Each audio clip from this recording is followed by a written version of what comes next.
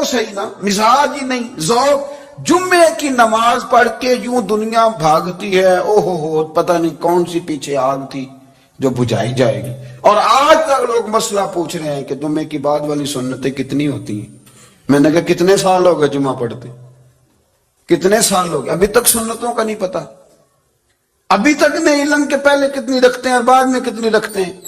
فجر کی سنتیں کب پڑھنی چاہیے, سنو فجر کی سنتوں کے بارے میں. میرے رسول کریم سید عالم صلی اللہ تعالی علیہ وسلم سے ایک صحابی نے پوچھا تھا, حضور میری فجر کی سنتیں رہ گئیں یا رہ جاتی ہیں تو حکم کیا ہے. کیا انداز ہے حضور کا, بخاری مسلم کے لفظ سنو. حضور سید عالم صلی اللہ علیہ وسلم فرمانے لگے, اس نے کیا پوچھا تھا, حضور جواب کیا دیتے, فرمایا فجر کی سنتیں کبھی نہ چھوڑنا, فجر کی پہلی 2 سنتیں کبھی نہ چھوڑنا. یا رسول اللہ صلی اللہ تعالی علیہ وسلم میری رہ گئی ہیں, رہ جاتی ہیں.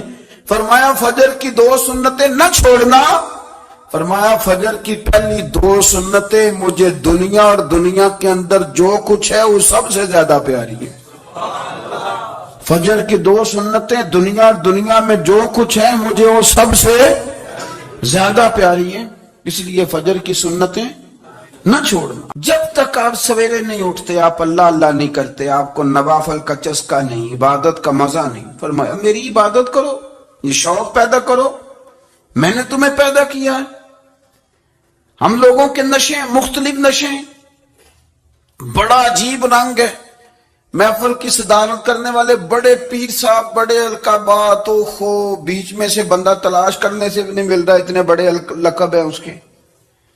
لیکن وہ ساج سنور کے 2.5 گھنٹے بیٹھا رہا محفل میں, اور نماز کا وقت آیا تو اس نے مختصر سی پڑھی, وہ نکل گیا. وہ ہلکے سے سجدے کیے. او اتنا بڑا عشق رسول نعت کا, او ہو کیا بات ہے. اور عشق رسول کا بہت بڑا پیغامبر, بہت بڑا مبلغ, اور بیچارہ سمجھ ہی نہیں سکا کہ اللہ کے رسول نے فرمایا تو نماز پڑھ میری آنکھیں ٹھنڈی ہو جائیں گی. تو یہ نشے کے عادی تو ہیں پر حقیقت کے قائل نہیں ہیں. یہ بس ٹھیک ہے خوابوں کی دنیا میں لوگ زندہ ہیں, پر جن کو یہ جو نشہ تھا نا عبادت کا, یہ میرے رسول پاک کی چاہت ہے, یہ میرے نبی کریم علیہ السلام کی. آپ دیکھیں نا حضور مہینوں جا کے غار حرا میں بیٹھتے, کیا وہاں تبلیغ کرتے تھے, کوئی کتاب لکھتے تھے؟ رسول کریم علیہ السلام مہینہ رہتے غار حرا میں, کوئی نہ مجھے دیکھے, کوئی نہ مجھے ملے. حضور یہاں کیا ہے, فرمایا میں اپنے رب کی عبادت کروں گا. نبی کریم علیہ السلام نے سجدوں کے ساتھ پتھروں اور پہاڑوں کو آباد کر دیا, سجدوں کے ساتھ. آپ کا سجدہ آپ کو بہت ساری چیزوں سے چھڑا لیتا ہے, یہ بہت ساری جگہوں سے جھکنے سے بچا لیتا ہے. صوفیاء اولیاء یہ کیا کرتے تھے, یہ سجدے کا ذوق ہی تو پیدا کرتے تھے. سجدے کا ذوق. شاہ عبدالعزیز دباغ رحمت اللہ تعالی علیہ اپنے مریدوں سے فرمایا کرتے تھے کہ اگر تم پکے نمازی بن جاؤ نا, تہجد گزار ہو جاؤ, تو میرے پاس آنا جانا چھوڑ دینا. اور اس کی حضور کیوں؟ فرمایا میں تمہارے اور رب رسول کے راستے میں رکاوٹ نہیں بننا چاہتا, اور میرا مقصود ہے تمہیں وہاں تک پہنچانا. جب پہنچ گئے تو پھر میری ضرورت ختم ہو گئی. ہاں کبھی وسوس آئے, شک پیدا ہو, تکلیف ہو تو آنا, ورنہ میں نہیں چاہتا کہ میں رکاوٹ بنا رہا ہوں. تم اللہ اللہ کرو, اس مالک کو راضی کرو. میرے رسول پاک علیہ وسلم نے فرمایا بندہ اللہ کے سب سے قریب اس وقت ہوتا ہے جب وہ سجدے کی حالت میں ہوتا ہے. کس کے قریب ہوتا ہے؟ اللہ کے سب سے قریب ہوتا ہے. وہ بڑا نیڑے ہے رب کے, بڑا قریب ہے, اس لیے کہ وہ حالت سجدہ میں. وہ جب سجدے کرتا ہے نا, اس کی بارگاہ میں جب جھک جاتا ہے. آپ ذرا سجدے کی کیفیت دیکھیں نا, زبان بھی یہاں ہے, آنکھ بھی یہاں ہے, کان بھی, عقل بھی ساری, اس نے سارا کچھ رکھ دیا سجدے میں. آپ وہ کبھی پیچھے جائیں تو دیہاتوں میں کہا جاتا تھا ناک سے نکیریں نکالو, بہت بڑی سزا ہوتی تھی نا. नाक से नकीरे निकालो, बड़ी सजा होती थी। तो इसने कहा मालिक मुझे किसी ने कहा नहीं, पर देखना मैंने रख दी सारी अकल सजदे में, और रख के कहा क्या, सुभान रब्बी या अल्लाह मैं पस्त हूं तो आला है, अल्लाह तू मेरा रब है और तू सबसे आला। इतना, और फरमाया जब ये इस कैफियत में होता है तो फिर ये अपने रब के करीब होता है। कसरत इबादत, नवाफल। हमारे यहाँ उम्रे की कुरानदाजी महफिलों पे होने लग गई है, हालांकि हदीस से साबित नहीं। मैं दोस्तों से कहता हूँ जायज है, करनी चाहिए, उम्रे की कुरानदाजी जायज है, पर किसी हदीस में नहीं आई कि कुरानदाजी करो उम्रा करो। हदीस में कुरानदाजी ये आई है कि नबी पाक अलैहि सल्लम ने फरमाया तुम्हें पता चल जाए ना पहली सफ का सवाब कितना है, तुम कुरानदाजी करो।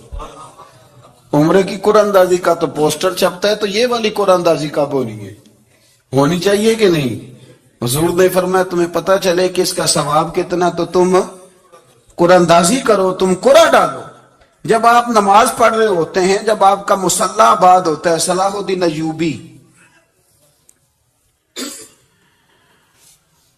एक बुजुर्ग से मुलाकात हो गई, बैतुल मक़दस पर कब्जा था ईसाइयों का। तो सलाहुद्दीन बड़े परेशान थे। बाबा जी कहने लगे पुत्र क्या हुआ, कहने लगे हुजूर पता चला है दुश्मन के 2 बहरी बेड़े असला लेके आ रहे, मुसलमान पहले ही कमजोर हैं, और अब अगर 2 बहरी बेड़े और आ गए तो हुजूर मसला बन जाएगा। तो मैं परेशान हूं कि किस तरह ये कम मसले वाली हमारी फौज है, कैसे मुकाबला करेगी। तो बाबा जी कहने लगे पुत्र इस तरह करना, आज रात तू भी दुआ करना और मैं भी करूंगा, तू भी दुआ करना, आप नाराज ना होना, हम तो पीरों वाले, हम तो पीरों के नौकर गुलाम हैं, हमारा तो गुजारा ही नहीं, हमें तो मिलता है सारा कुछ वहां से। पर मेरा सवाल ये है कि तवीज़ लेने जाते हो, नफल क्यों नहीं पढ़ते, रात अल्लाह अल्लाह क्यों नहीं करते। ये भी तो हमारे बुजुर्गों का ही तरीका है, उन्होंने तो हमें सिखाया है। सलाहुद्दीन अय्यूबी से बुजुर्गों ने कहा कि रात आज ना अल्लाह अल्लाह करना, तो मैं तेरे लिए दुआ करूंगा, तू भी दुआ करना। तो बंदा जब दुखी होता है तो सजदा करता है, तो फिर ही तो मुसल्ला भीग जाता है, फिर ही तो मजा आता है। सुखी बंदा तो काबे जाके नहीं रोता, दुखी थे, तकलीफ थी, तो सर रखा सजदे में तो तड़प गए। और वो बाबा जी कहते हैं मैं मस्जिद आया तो सलाहुद्दीन चीखे मार के रो रहा था और कह रहा था मालिक मैं कोई अपनी शान के लिए तो नहीं ना लड़ रहा, अल्लाह को मैं कोई कब्जों के लिए तो नहीं लड़ रहा, मालिक तेरे लिए लड़ रहा हूं, मुझे बेआबरू ना करना, मेरी मदद फरमाना। कहते मैं आया था कि मस्जिद में दुआ करूंगा, पर सलाहुद्दीन अय्यूबी को रोते देखा तो मैं लौट गया। तो सवेरे सलाहुद्दीन मिले तो बड़े खुश थे। मैंने कहा पुत्र क्या हुआ, कहने लगे हुजूर वो बहरी बेड़े 2 आ रहे थे ना असला लेके, दोनों डूब गए पानी में डूब गए। तो बाबा जी कहने लगे सलाहुद्दीन वो पानी में नहीं डूबे, वो तेरे आंसुओं में डूब गए, वो गर्क हो गए, वो जो तूने मुसल्ला बात किया तो वो तेरे आंसुओं में डूब गए, वो गर्क हो गए, वो तबाह, इतने कीमती थे तेरे आंसू के बहा ले गए दुश्मन के बहरी बेड़ों को। मेरे भाई ठीक हो गया जी, मेरे अजीज समझ लें इस बात को हमेशा के लिए, और इस पर गौर करने अच्छे तरीके से कि मेरे रसूल करीम सैयद आलम सल्लल्लाहु अलैहि वसल्लम ने ना हमारी तवज्जो दिलाई, हुजूर ने हमें बतलाया, हमारा ज़ौक़ बढ़ाया इबादत की तरफ। एक सहाबी थे हजरत अबू फातिमा रदी अल्लाह ताला अन्हु, ये तिरमिज़ी शरीफ की हदीस है। नबी पाक अलैहिस्सलाम ने फरमाया अबू फातिमा कयामत के दिन मुझसे जल्दी मिलना चाहते हो कि देर के साथ।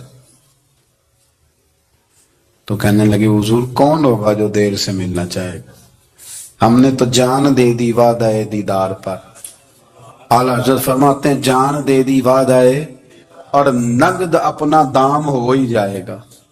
मुझे लगता है कि ये सौदा नगदो नगद हो जाना है, क्योंकि हमने जान दे दी वादाए दीदार पर। आपने वादा किया था कि मरेंगे तो फिर ज़ियारत होगी, तो मर गए हम ज़ियारत की खातर।